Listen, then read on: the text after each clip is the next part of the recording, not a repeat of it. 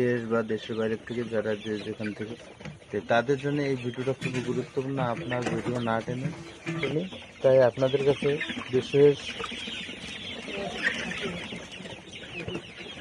বিশেষ অনুরোধ, অবশ্যই ভ্যাকসিন পরিপূর্ণ এবং লাইটিং কমপ্লিট, তারপরে বয়স অনুপাতে ওজন সঠিক, এই সমস্ত মুরগি আপনারা সংগ্রহ করবেন।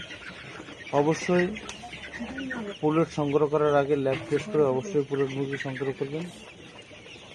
যেহেতু অনেক টাকার ব্যাপার, আপনারা পুলেট সংগ্রহ করতে গেলে ভালো মানের পুলেট যদি সংগ্রহ করতে না পারেন, তাহলে সেক্ষেত্রে আপনারা ভালোভাবে খামার পরিচালনা করতে পারবেন না, ভালোভাবে প্রোডাকশন পাবেন না। সেক্ষেত্রে আমি বলতেছি আপনারা অবশ্যই ভালো মানের লেয়ার পুলেট মুরগি সংগ্রহ করেন এবং উন্নত দীর্ঘমেয়াদী প্রোডাকশন পান, এটাই আমার দীর্ঘ কামনা।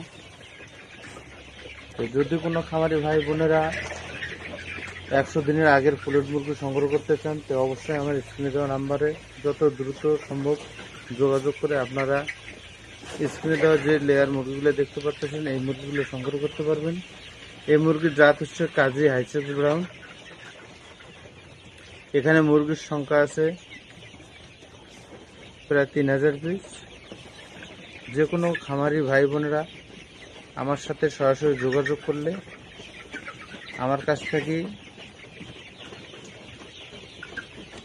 70-80 দিন থেকে শুরু করে 130 দিন বয়সের পর্যন্ত রেডি লেয়ার পুলেট মুরগি আছে, যেটা দেখা যাচ্ছে ডিম শুরু হয়ে গেছে, এরকম মুরগি আছে। আপনারা চাইলে আমার স্ক্রিনে দেওয়া নাম্বারে সরাসরি যোগাযোগ করে আমার কাছ থেকে ভালো মানের পুলেট মুরগি সংগ্রহ করতে পারবেন।